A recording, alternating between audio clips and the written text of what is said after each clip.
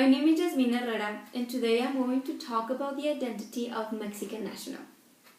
As Vila said in his article, there's a lot of different types of Mexican nationals, and there's a lot of different categories that fall within this term.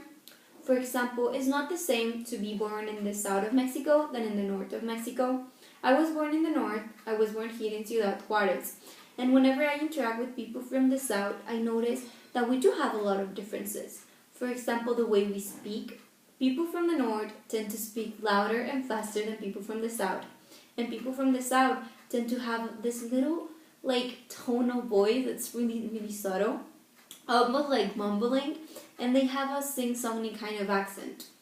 Also, physically, people from the north tend to have lighter skin and usually are taller, and people from the south usually have a darker complexion and are shorter.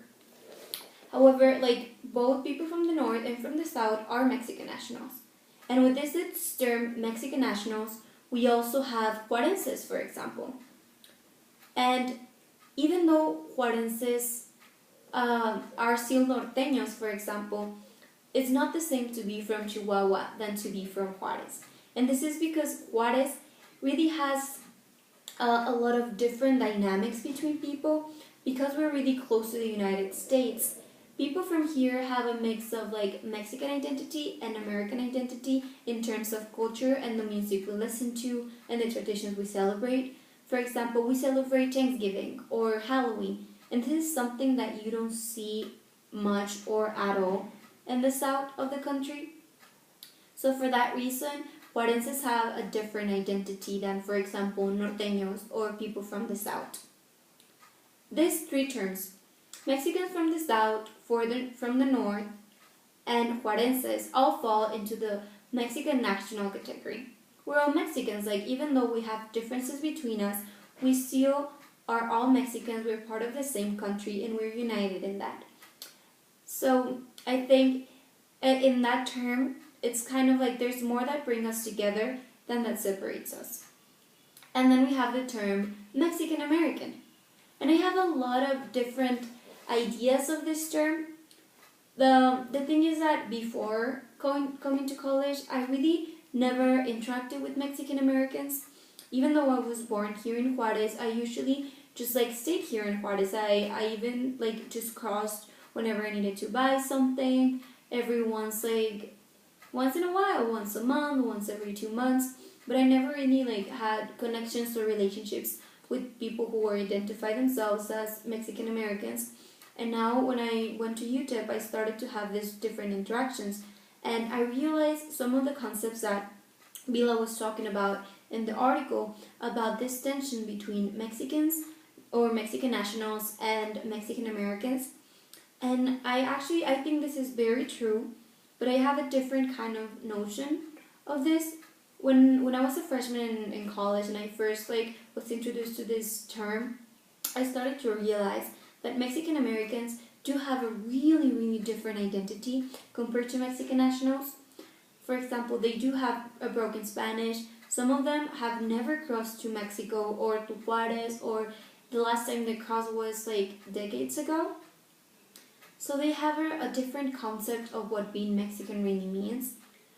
When I was a freshman, I used to be really defensive towards it. People would ask me, oh, you're Mexican American, you were born here, but you live there. And I was really defensive, and it was no, I'm Mexican, I'm an international student, I'm Mexican, I'm not Mexican American. But that was mainly because my first interaction with Mexican Americans, I got really weird comments, what do you mean you don't eat tacos every day? Or what do you mean you don't go to church every Sunday? People that were identified themselves as Mexican Americans, as I got to talk to them, they started to question my identity based on their idea of what being Mexican really was. And because my family is not very traditional, in a sense that, for example, we don't go to church every Sunday. My grandparents don't live here in Juárez, so it's just me, my parents, and my brother. And my mom doesn't really cook because she works. It's I have a different family dynamic, and my idea, my concept of being Mexican didn't really kind of align with their idea of being Mexican, and we kind of had those weird interactions when we collided. And I got to understand that there are different identities, and even though like we both embrace both cultures, we did it in a really different manner. Also, so the given circumstances or the given traits that are attributed to Mexican nationals are very diverse. Some of them are very stereotypical because of the president the United States has. There's people that think that Mexicans are lazy, that they're dirty, that they're uneducated, which are absolutely not true. But there's also, for example, in the border, a lot of traits that we have as Mexicans that we really do claim, like the fact that we love to party, the fact that we're really social, that we speak a lot, and that we tend to want to be in groups instead of isolated.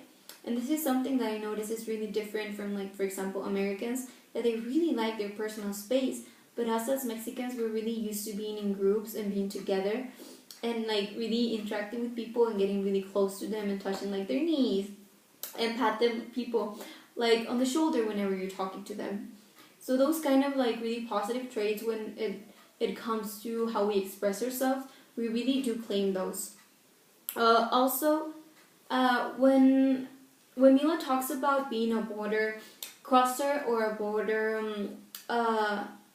reinforcer, this is a complex term. For example, I think that the term, and also Bila talks about it, that the term Mexican national tends to be more towards the border reinforcer. And this is true because when you're talking about you being a Mexican national, it's like holding really tight to your identity and to like Mexico and your Mexican culture and your language and everything. And with this, I kind of really related to what my peers in Jonjay were saying about how even though they were not in Colombia anymore, they still really hold to that Colombian identity. In this sense, the term Mexican national really is reinforcing that border.